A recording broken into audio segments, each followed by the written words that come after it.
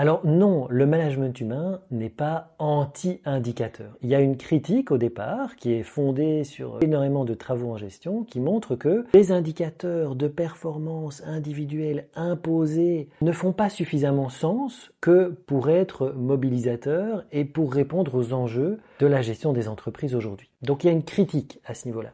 Ça ne veut pas pour autant dire que dans le management humain, on naviguerait à l'aveugle et qu'il n'y ait aucun indicateur. Mais ces indicateurs vont être co-construits.